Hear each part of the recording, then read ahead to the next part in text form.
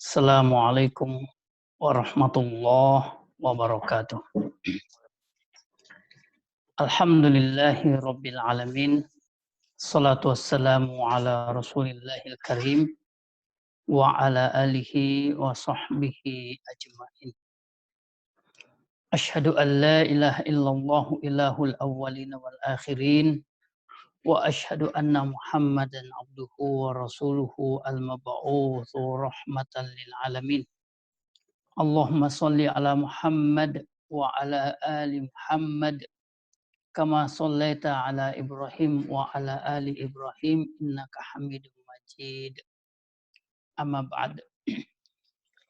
Faqala Allah Ta'ala a'udzu billahi minasyaitonir rajim ya ayyuhalladzina amanu kutiba alaikumus shiyam kama kutiba alal ladzina min qablikum la'allakum tattaqun.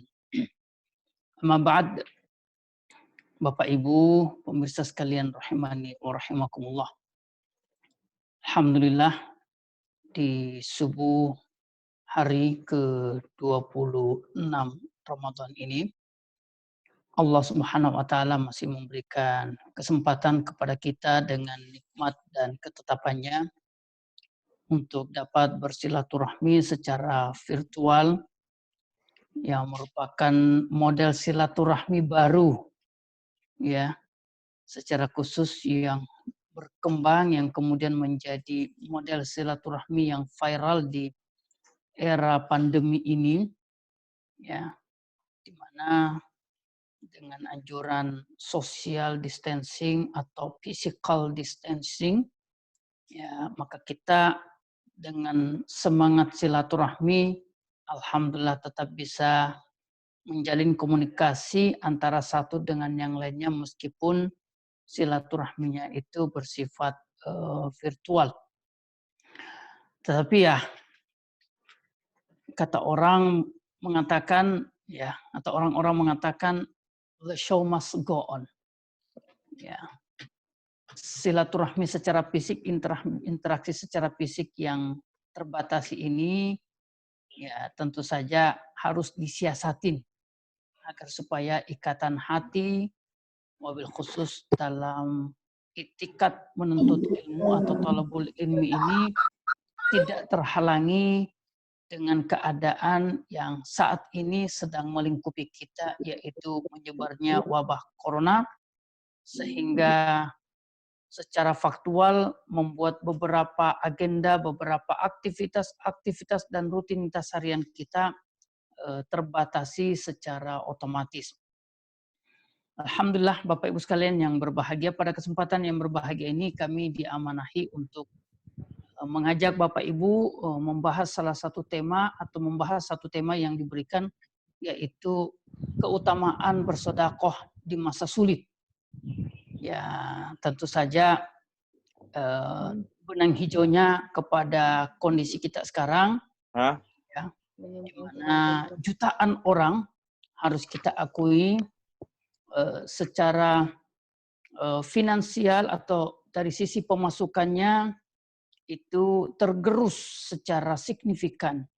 Ya, bukan sekedar berkurang, tapi memang ada yang betul-betul terhenti. Ya, dan kemudian melahirkan banyak pengangguran dadakan di negara kita. Bahkan jangankan di Indonesia, negara adidaya dengan kekuatan ekonomi yang mapan seperti Inggris, ya, seorang pengamat ekonomi di sana mengatakan, memprediksi bahwa jika Inggris tidak mampu menyikapi efek ekonomi dari wabah corona ini 1 bulan ke depan, maka Inggris akan kolaps karena akan ada 500-an ribu perusahaan yang tutup jikalau 1 bulan ke depan pemerintah Inggris tidak mampu memberikan solusi atau jalan keluar dari efek wabah corona ini, naudzubillahi min dzalik. Nah, apatah lagi di Indonesia dengan kemapanan ekonomi tidak sekuat Inggris, maka tentu saja ya ini bagaikan fit and proper test bagi pengambil kebijakan, para stakeholder, untuk kemudian berjibaku dengan waktu, berjibaku dengan energinya agar kiranya bisa memberikan tawaran-tawaran solutif untuk menghindarkan orang-orang Indonesia atau masyarakat kita dari tingkat kesulitan yang lebih tinggi atau tingkat kesulitan yang lebih parah dari keadaan kita sekarang ini. Nah, maka tentu saja berbicara tentang bersodakoh di masa sulit dengan deskripsi, dengan pengantar seperti tadi, ya tentu bukan sebuah tema yang mudah untuk diwujudkan, ya, karena jangankan di masa sulit, dalam keadaan lapang saja, dalam keadaan normal saja, berdasarkan data dari Kementerian Agama yang bekerja sama dengan Puskas Basnas, ya, Puskas Lasnas, ya, Pusat Kajian Strategis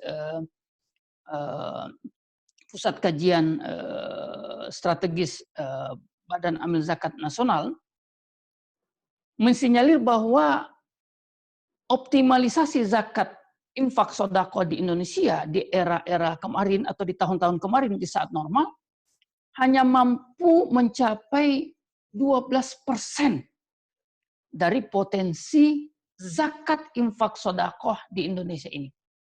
Baik bersifat personal ataupun bersifat institusional.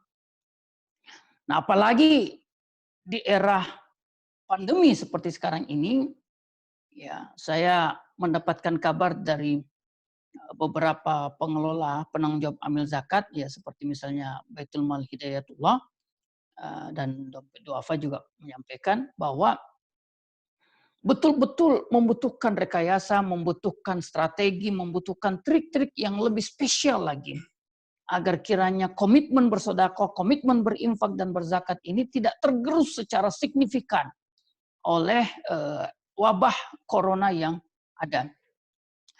Tetapi Bapak Ibu sekalian yang berbahagia, berbicara sedekah memang berbicara ya yang merupakan bagian daripada ibadah.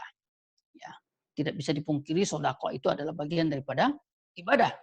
Dan berbicara ibadah, salah satu pondasi utamanya itu adalah al-yakin, ya, keyakinan, faith, ya, di mana ya suatu ibadah yang dilakukan tidak dengan dasar ibadah atau dengan dasar keraguan-raguan, maka ibadah itu bagaikan bangunan yang berdiri di atas pondasi pasir, sangat lemah, sangat rentan untuk roboh, dan bergantung bagaimana arah angin yang bertiup.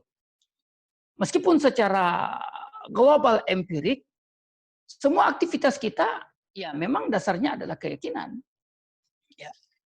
Kita mau bawa motor aja, bawa kendaraan, ya roda 2, roda 4, sampai pada tingkat bawa pesawat, ya kalau tidak didasari dengan keyakinan bahwasanya kendaraan ini memang bisa jalan, bisa terbang, bahwa saya memang yakin, saya yakin bahwa saya memang bisa mengendarainya, ya tentu kita tidak akan mampu atau kita tidak akan mau untuk membawa kendaraan kalau memang tidak didasari oleh satu keyakinan bahwa kita mampu mengendarainya ataupun kendaraan itu memang stabil, memang dalam keadaan normal untuk bisa dikendarai. Nah, maka berbicara tentang sodako atau berbicara tentang ibadah secara umum, maka harus kita bangun terlebih dahulu pada satu keyakinan bahwasanya ibadah atau sodako ini adalah merupakan sebuah instruksi langit, sebuah ketetapan langit yang meskipun tidak ada agreement, tidak ada MOU di atas hitam putih, ya hitam putih, ya. Tapi bukan berarti bahwa kita tidak bisa meyakininya secara utuh. Ya, ya memang berbeda dengan kontrak-kontrak keduniaan di perusahaan, ya, di mana ada hitam putih, ada tanda tangan materai yang kemudian bisa dijadikan landasan gugatan hukum. Ya, kalau kemudian hak dan kewajiban di situ tidak terpenuhi secara utuh.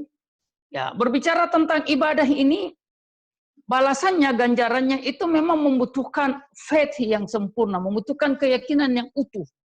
Karena kita mau menggugat siapa kalau kemudian kita dikatakan bahwa rakaatul fajar khairum minad dunya wa ma fiha, 2 rakaat sebelum subuh atau 2 rakaat salat sunat subuh, ya, itu lebih baik daripada dunia beserta isinya. Lalu kemudian setelah kita menunaikan 2 rakaat setelah salat subuh, 2 rakaat sebelum subuh, kita menunggu-nunggu kebaikan apa yang Allah berikan kepada kita. Ya. Lalu kemudian 24 jam berlalu dan kita tidak mendapatkan apa-apa. Apakah kita mau menggugat Allah? Ya. Atau kemudian dikatakan matalul ladzina yunfiquna amwalahum fi sabilillahi kamathali habbah ambatat sab'a sanabila fi kulli sumbulatin mi'atu habbah. Katanya sedekah itu 700 kali lipat. Kalau kita bersedekah 1000 berarti akan mendapatkan balasan 700.000. Kalau kita bersedekah 10.000 maka kita akan mendapatkan balasan 7 juta. Setelah di sebuah hari kita kemudian, ya, di sebuah hari kita bersedekah 10.000 sambil kemudian meyakini bahwasanya akan diganti oleh Allah 700 kali lipat, ditambah lagi dengan satu doa malaikat, ya, setiap pagi turun bahwasanya malaikat mendoakan kita yang bersedekah di pagi hari untuk diberikan ganti.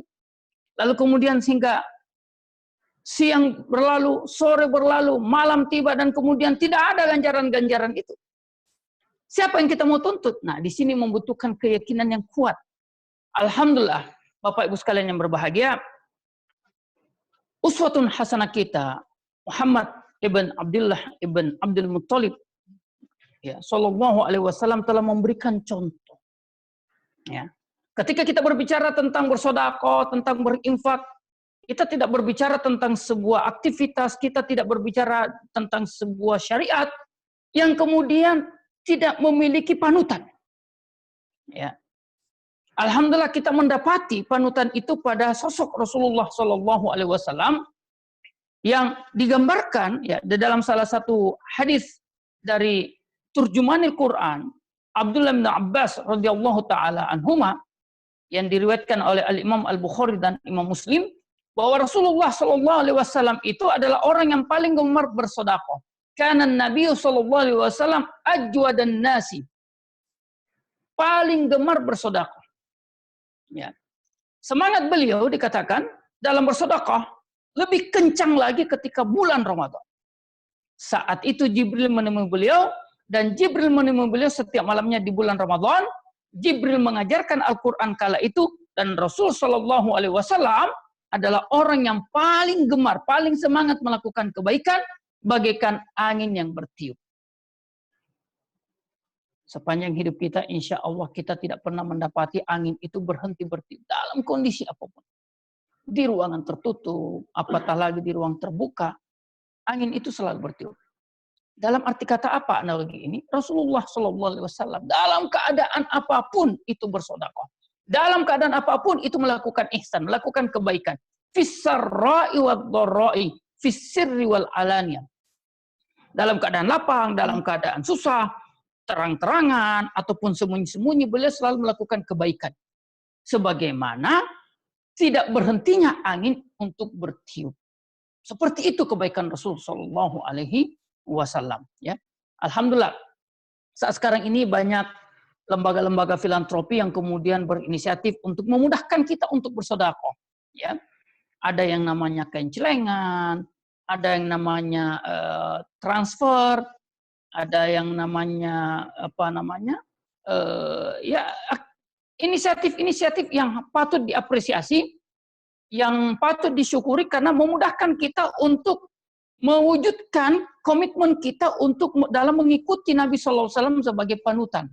Ya, dikatakan oleh Imam Ibnu Rajab rahimahullah taala bahwa pada diri Nabi Sallallahu Alaihi Wasallam berkumpul berbagai macam sifat dermawan.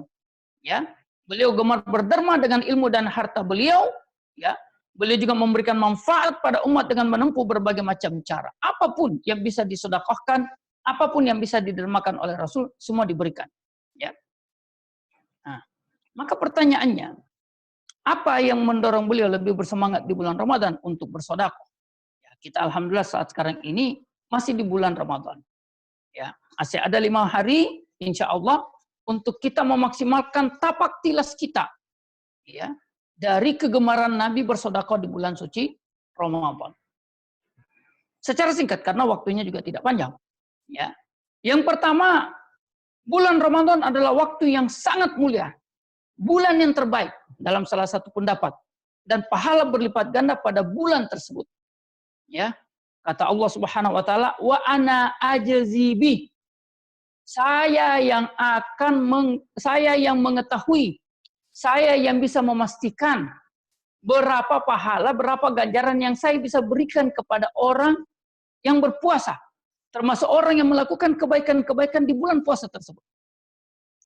Kalau dalam hadis-hadis dikatakan 10 kali lipat, ya, 70 kali lipat, 700 kali lipat, ila at'afin katsirah, sampai pada tingkat kelipatan yang unlimited. Nah, disitulah Allah Subhanahu Wa Taala katakan, wa ana ajzibi.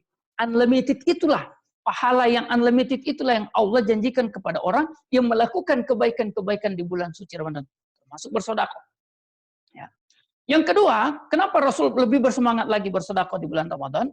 Karena di bulan Ramadan Allah memberikan rahmat, ampunan, pembebasan dari api neraka. Ya.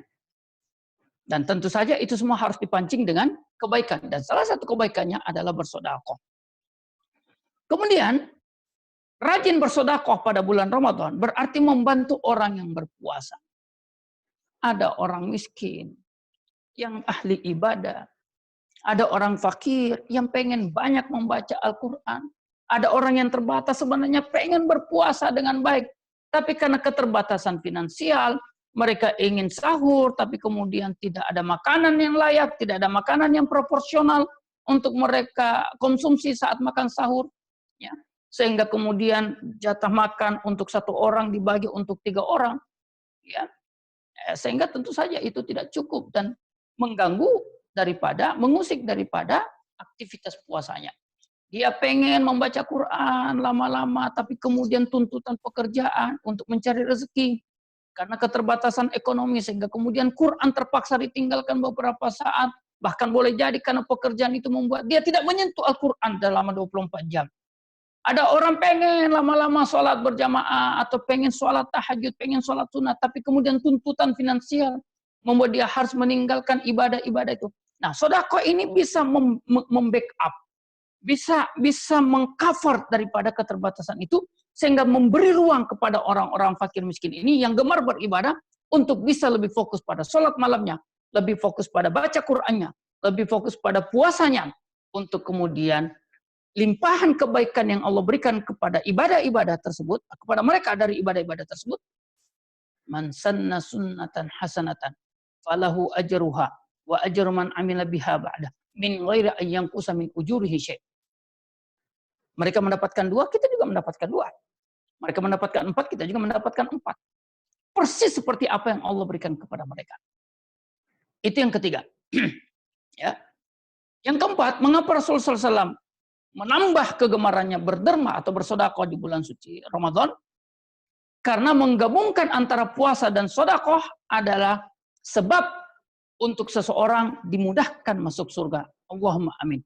Rasulullah SAW dalam hadis yang diriwayatkan oleh Imam At-Tirmidzi dan Imam Ahmad, ya, bahwasanya di surga, kata beliau, semoga Allah menjadikan kita sebagai salah satu penghuninya, ada kamar yang hanya bisa dilihat dari dalamnya. Ya. Nah, jadi dari dalam itu bisa melihat keluar, tapi dari luar nggak bisa melihat ke dalam. Ya. Lantas seorang Arab Badui berkata kepada Rasulullah SAW, untuk siapa kamar yang istimewa itu ya Rasul? Rasul bersabda, kamar yang seperti itu, ya, disediakan bagi orang yang senantiasa berkata baik, ya, memberi makan, ya, kepada orang-orang fakir miskin, rajin berpuasa, dan melakukan sholat malam ketika manusia terlalap tidur. Jadi ada 4 syaratnya.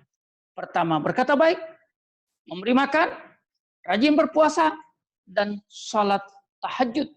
Ya, di saat orang lain itu memang waktunya untuk istirahat. Al-Imam Ibnu Rajab Al-Hambali, ya, dalam kitab Lataiful Ma'arif berkata bahwa sifat-sifat yang 4 tadi, berkata baik, memberi makan, bersedekah dan sholat tahajud itu ada di bulan suci Ramadan. Di bulan Ramadan kita diajari oleh Rasul untuk menahan diri, inni shaim, ya. Kemudian tidak berkata jidal, tidak berbuat rafath, fusuk dan sebagainya. Di bulan Ramadan kita juga sholat tahajud, di bulan Ramadan kita juga berpuasa, di bulan Ramadan kita juga bersedekah.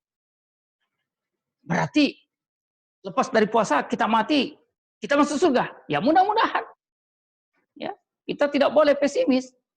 Yang penting memang bangunan daripada pondasi daripada bangunan kebaikan yang 4 ini didasari pada satu keyakinan bahwasanya kita memang memenuhi persyaratan-persyaratan yang ditawarkan oleh Allah Subhanahu wa taala.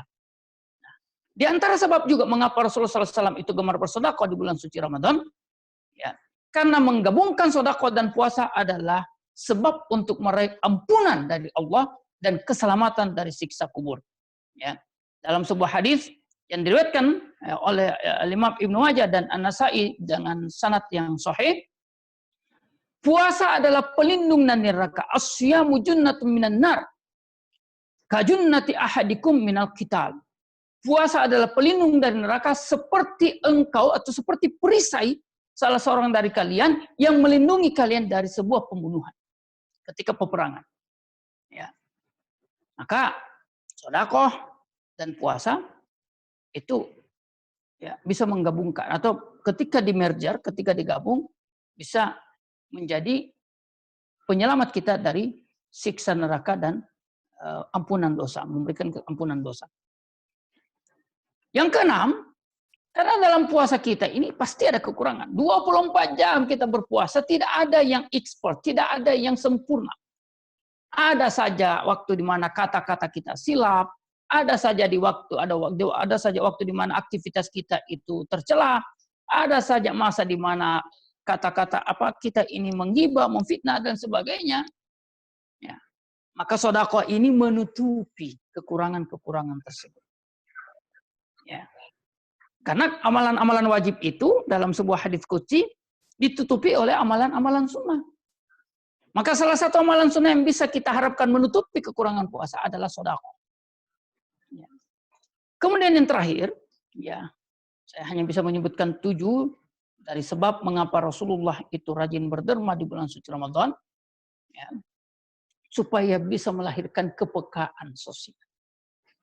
Kepekaan sosial. Ya.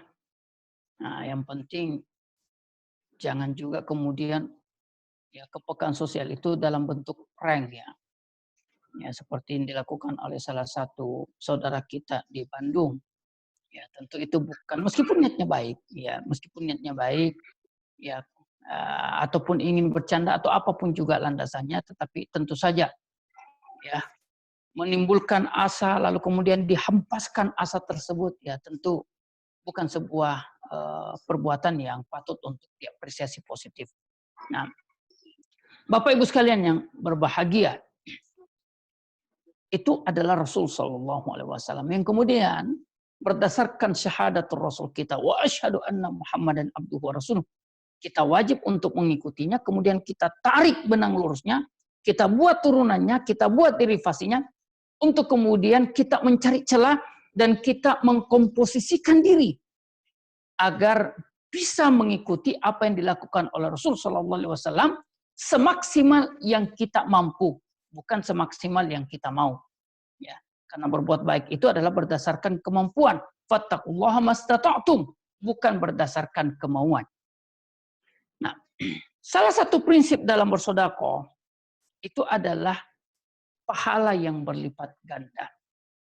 Pahala yang berlipat ganda. Ila ad'afin katsirah, sampai pada kelipatan yang hanya Allah Subhanahu wa taala mengetahuinya. Kenapa begitu? Secara logika begini. Ketika kita misalnya berinfak 100.000, lalu 100.000 itu diberikan kepada fakir miskin. Misalnya fakir miskinnya itu ada 4 orang. Lalu 4 orang ini mengkonsumsi ya sedekah itu dalam wujud makanan. Kalau misalnya itu dalam bentuk beras, maka paling minimal setiap butir nasi yang dikonsumsi oleh fakir miskin itu melahirkan kebaikan. 1 butir nasi melahirkan 10, ya. Lalu kemudian melahirkan 700. Lalu kemudian melahirkan lagi kebaikan yang seterusnya. Maka berapa butir nasi yang dikonsumsi? Lalu kemudian berapa kebaikan yang bisa dilakukan oleh mereka dari energi yang dihasilkan hasil dari makan nasi yang kita sedekahkan itu. Ya, ketika dengan nasi itu dia kemudian sumringahnya dia melahirkan pahala bagi kita. Ketika dengan nasi yang kita berikan itu dia kemudian berdoa, doanya itu melahirkan pahala bagi kita. Ketika dengan nasi yang kita berikan itu dia sholat dengan tenang, maka khusyuknya dia dalam sholat itu melahirkan kebaikan bagi kita. Ketika satu keluarga kemudian tertawa dengan makanan atau dengan sedekah kita, maka tertawa mereka itu melahirkan kebaikan kepada kita. Ini yang disebut dengan afin katsirah. Inilah kebaikan yang berlipat ganda tanpa bisa dibatasi oleh kita. Hanya Allah Subhanahu wa taala yang bisa mengetahui hitung-hitungannya. Ada sebuah kaidah ya yang berkata al jazaa'u min jinsil amal. Balasan dari Allah itu tergantung daripada amalannya. Baik secara kuantitas ataupun secara kualitas. Artinya baik dari segi jumlah ataupun bagaimana tingkat kesulitan dan kemudahan saat kita melakukan kebaikan tersebut. 10.000 yang diberikan atau yang dikeluarkan atau 100.000 yang dikeluarkan oleh orang yang memiliki penghasilan 10 juta, tentu nilainya berbeda dengan orang yang berinfak 100.000 dalam keadaan penghasilannya itu 5 juta. Orang yang berpenghasilan 5 juta sebulan dan berinfak 100.000 tentu nilainya tidak lebih besar daripada orang yang memiliki penghasilan 3 juta lalu kemudian dia berinfak 100.000. Kenapa? 100.000 bagi 3 juta itu tentu persentasinya hitungannya lebih besar dibandingkan 5 juta. Apatah lagi dibandingkan dengan 10 juta. Ya. Al-jaza'u min jinsil amal. Nominalnya secara kuantitatif memang sama. Yang 10 juta mengeluarkan 100.000. Yang 5 juta mengeluarkan 100.000. Yang 3 juta mengeluarkan 100.000. Tapi secara kualitatif tentu tidak sama pahalanya. Itulah keadilan agama. Al-jaza'u min jinsil amal. Ya. Dari Abu Hurairah, ya, Abdurrahman bin Sakhar, Nabi SAW pernah ditanya tentang sodakoh yang paling afdal. Sodakoh yang paling afdal. Lalu Rasulullah SAW bersabda, jahdul mukil. Sedekah dari orang yang kekurangan. Ya. Sedekah dari orang yang merasa kekurangan. Hadis riwayat An-Nasa'i. Ya. Masya Allah. Membangun komitmen sedekah ini, salah satu kuncinya juga adalah habit. Bagaimana kita membangun kebiasaan. Ya, Rasulullah SAW bersabda, khairul umuri adwamuha wa in qallat. Ya, kalau memang belum terbiasa sedekah dalam jumlah besar, latihlah dengan angka-angka yang kecil. Itulah gunanya kencelengan-kencelengan infak sedekah yang diedar oleh kawan-kawan kita. Isilah. Anak kita dilatih 1.000 per hari, 2.000 per hari. Ya. Kita yang dewasa orang tuanya melatih dengan 5.000 minimal per hari. Ya. Sambil membangun keyakinan bahwa apa yang kita keluarkan itu pasti dan pasti tidak disia-siakan oleh Allah. Pasti. Andai kata saya bisa mengulangi kata pasti itu 100 kali, saya akan ulangi 100 kali untuk meyakinkan Bapak Ibu sekalian berbahagia bahwa tidak ada amalan kita yang disia-siakan oleh Allah Subhanahu wa taala. Saya sedikit berbagi cerita ya. Ya, bahwa satu ketika dalam perjalanan kembali dari Bontang, kami mengendarai mobil di tengah jalan ya dari Bontang Samarinda itu kadang-kadang ada yang berdiri di tengah jalan, di pinggir jalan atau di tengah jalan ya sambil meminta infak pembangunan masjid. Saat itu kami hitung bahwa di dompet kami ada 124.000 kalau tidak khilaf, 100.000 lebih. Dan kami lihat bahwa bensin mobil masih cukup untuk sampai ke Balikpapan. Ya, kejadian ini sudah lama. Maka pada saat kami melewati orang yang meminta infak pembangunan masjid, kami berkata, ya Allah, Engkau berjanji, Engkau berkata bahwa Kau akan gantikan sedekah hamba-Mu berlipat ganda. Maka pada saat itu ya mohon maaf kalau agak nakal sedikit paradigmanya. Ya Allah, saya mau lihat Kau ganti atau tidak sedekah saya ini.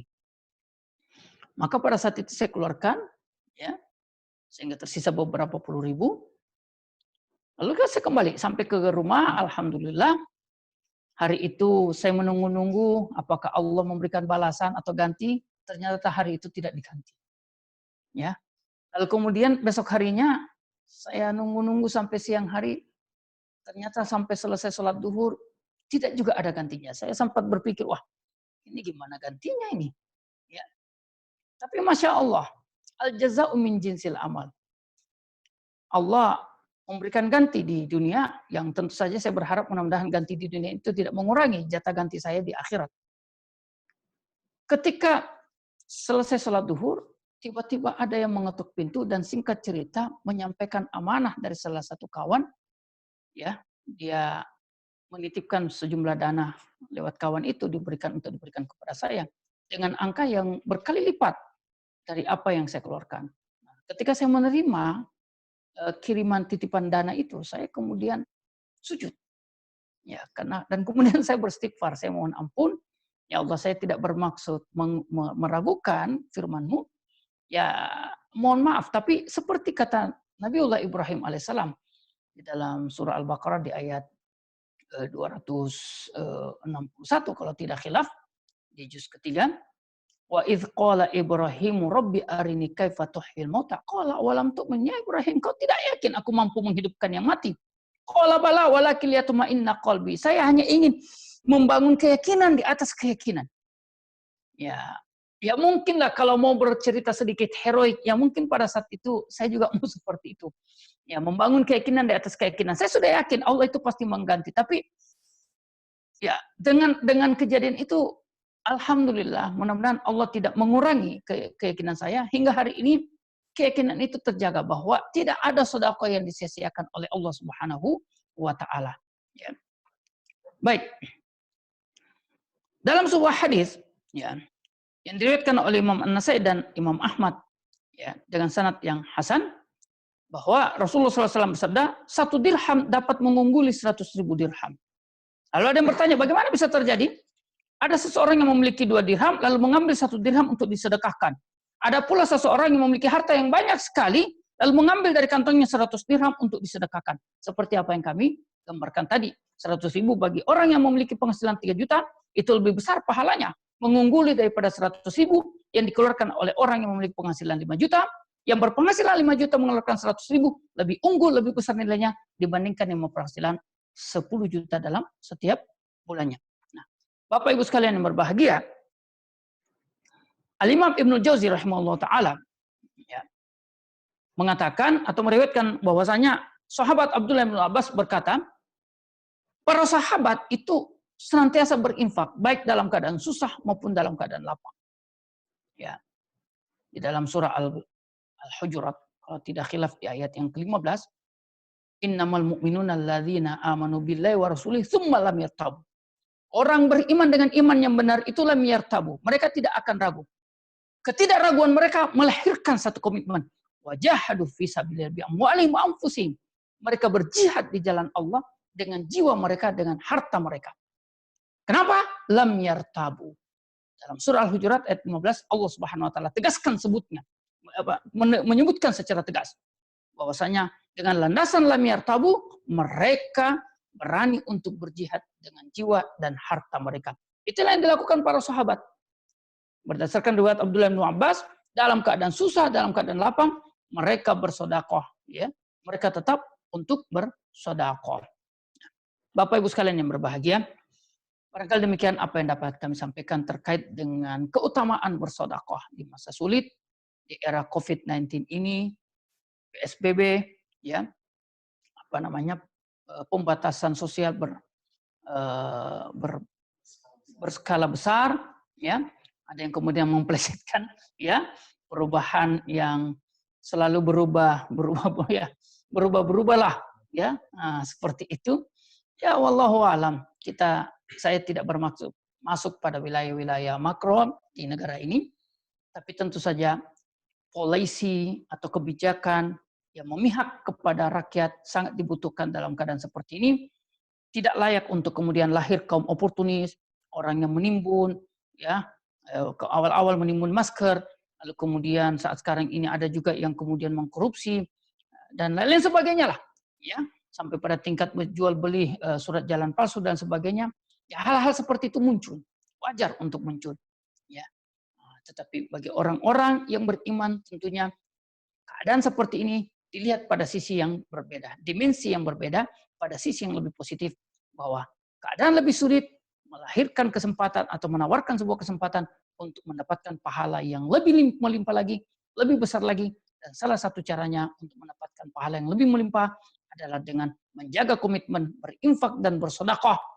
Karena dengan infak dan sedekah di masa-masa sulit, sebagaimana kaidah tadi, al-jaza'u min jinsil amal, akan menjanjikan pahala yang ila afin katsirah, unlimited sifatnya. Barangkali demikian, Allahu taala alam, adanallahu wa iyyakum ajmain. Dan kalau ada hal-hal yang ingin dilengkapi atau ingin dikonfirmasi, falyatafaddal masykura. Allahu taala alam. Ustaz, bolehkah kami bersedekah dengan harapan agar hasanah dunia tercapai?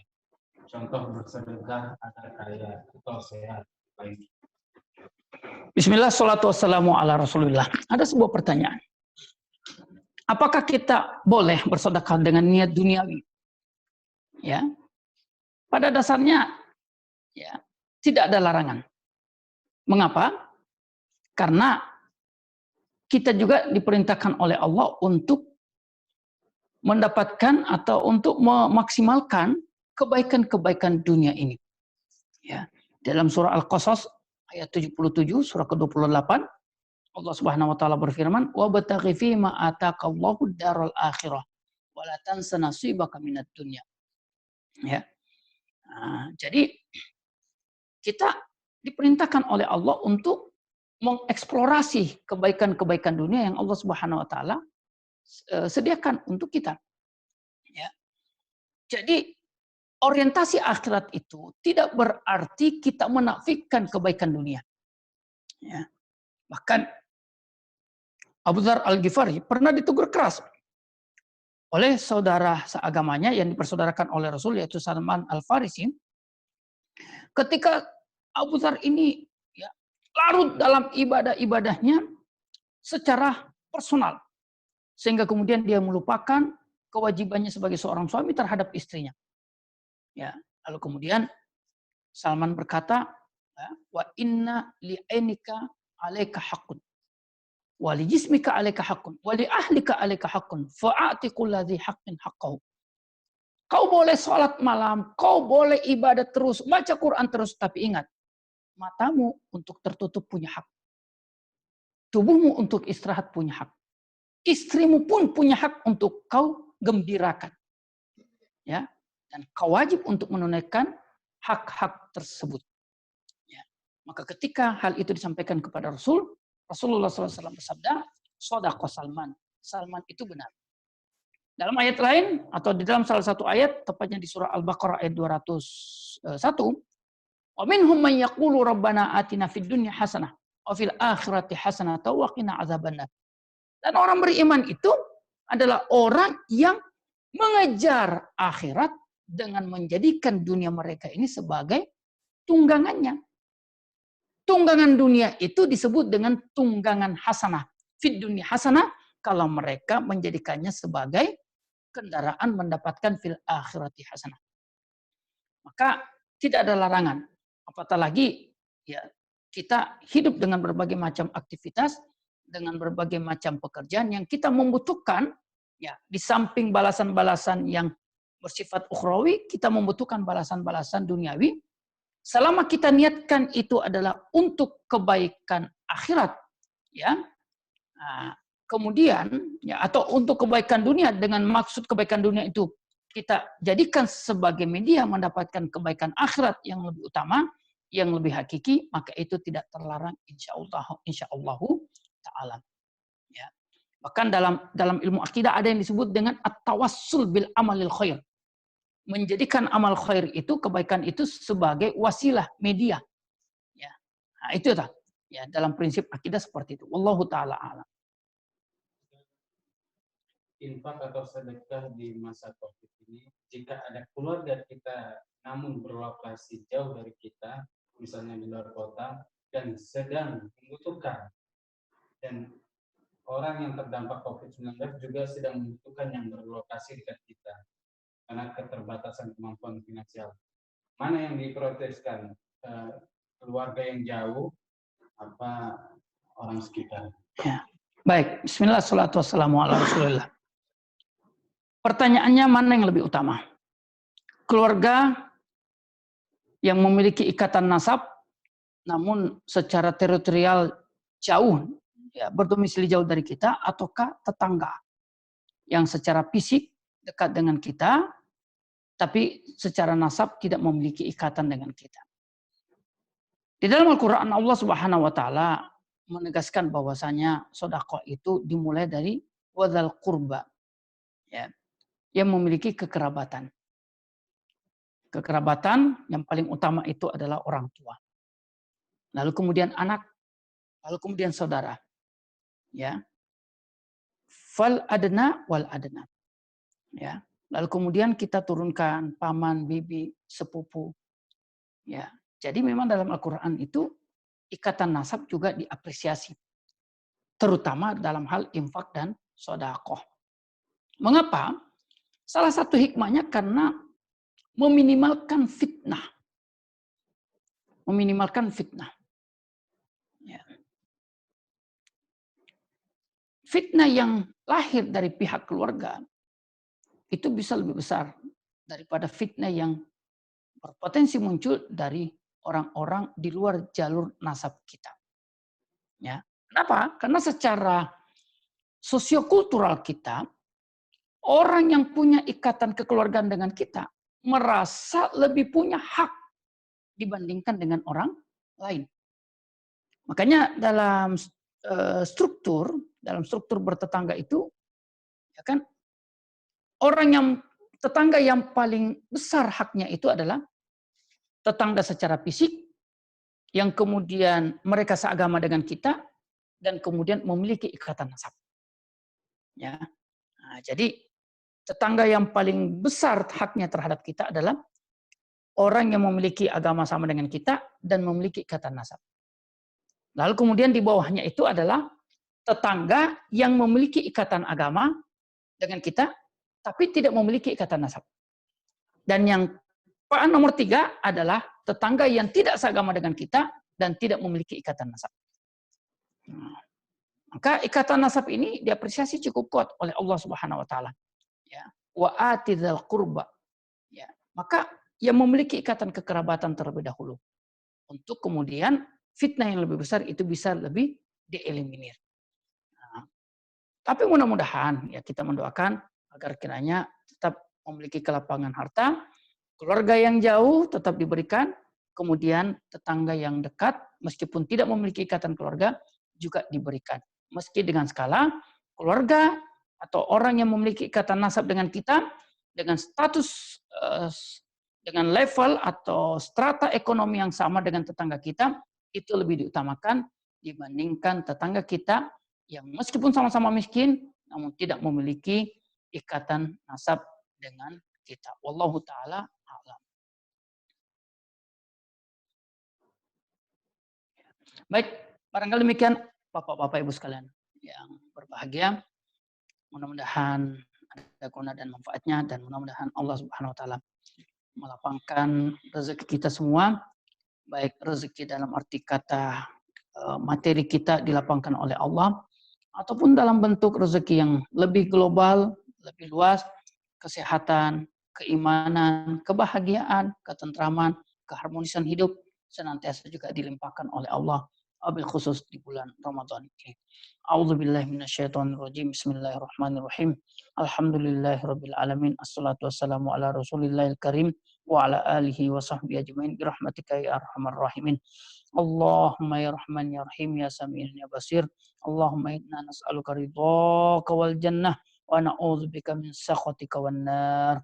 Allahumma inna nas'aluka ridhaka wal jannah wa na'udzubika min sakhatika wan nar. Allahumma inna nas'aluka husnad dunya wa husnal akhirah. Allahumma inna nas'aluka husnad dunya wa husnal akhirah. Allahumma inna nas'aluka ilman nafi'a wa rizqan thayyiban wasi'an mubaraka wa amalan mutaqabbala.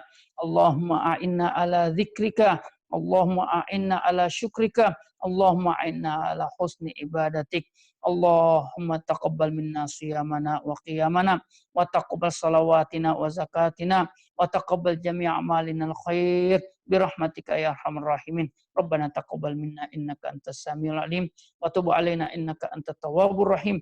Rabbana atina fid dunya hasanah wa fil akhirati hasanah wa qina adzabannar. Wa sallallahu ala Muhammadin wa ala alihi wa sahbihi ajmain. Sekali lagi mohon maaf. Alhamdulillahirabbil alamin. Assalamualaikum warahmatullahi wabarakatuh.